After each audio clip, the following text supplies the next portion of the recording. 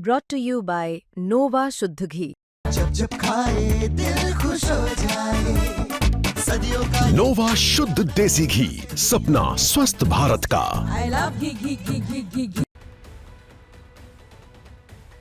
पूरे देश में अभी सबसे बड़ा संकट बना हुआ है इंडिगो एयरलाइन की लगातार कैंसिल हो रही फ्लाइट्स, जो पैसेंजर्स के लिए भारी परेशानी का सबब बना हुआ है।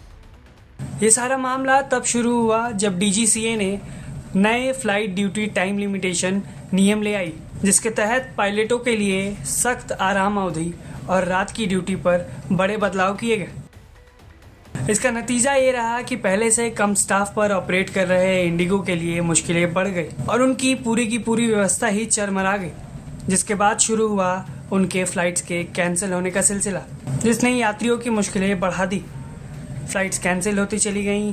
अब भारी नाराजगी के बाद डीजीसीए ने सिर्फ इंडिगो के लिए रात वाली ड्यूटी से जुड़े नियम फरवरी 2026 तक आंशिक रूप से ढीले कर दिए हैं, जिस पर कई लोगों ने कहा कि इससे साबित हो गया कि इंडिगो की प्रेशर पॉलिटिक्स कामयाब रही।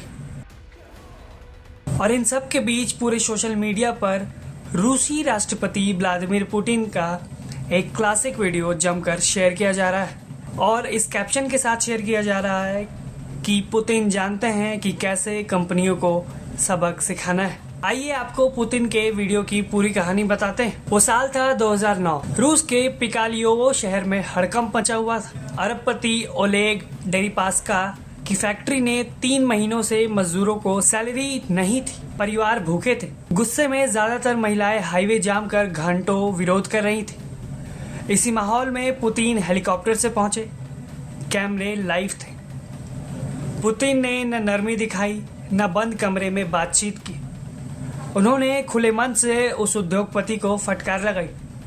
मजदूरों को धोखा देने और देश को शर्मिंदा करने के लिए उन्होंने उसे कॉकरोच जैसे व्यवहार करने वाला तक बताया और कहा कि यह स्थिति अस्वीकार्य है। फिर आया वो पल जो लेजेंडरी माना गया है।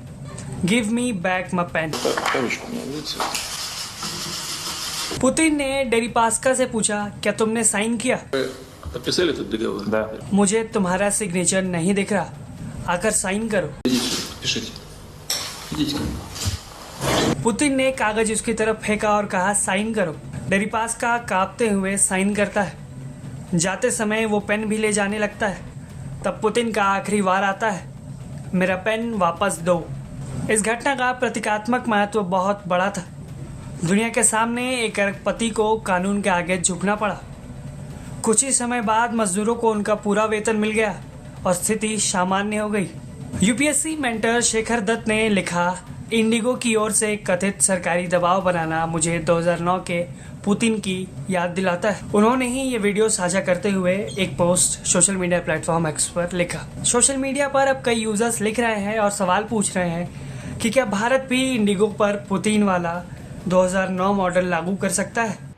खैर, अब ये तो समय ही बताएगा कि सरकार कैसे कदम लेती है, लेकिन स्थिति अभी भी खराब बनी हुई है, जहां लगातार इंडिगो के फ्लाइट्स कैंसिल हो रहे हैं और यात्री बीच रास्ते में फंसे हुए हैं। कोई अपने बीमार परिजन के साथ तो कोई अंतिम संस्कार के लिए ले जा रहे पार्थिव शरीर के साथ। ऐसे में बाकी फ्लाइट्स के दामों में बढ़ोतरी और होटल्स के दाम का बढ़ना भी यात्रियों के लिए एक अलग मुश्किल बनी हुई है। सरकार को इन पर भी ध्यान देना चाहिए। ब्यूरो रिपोर्ट, भारत तक।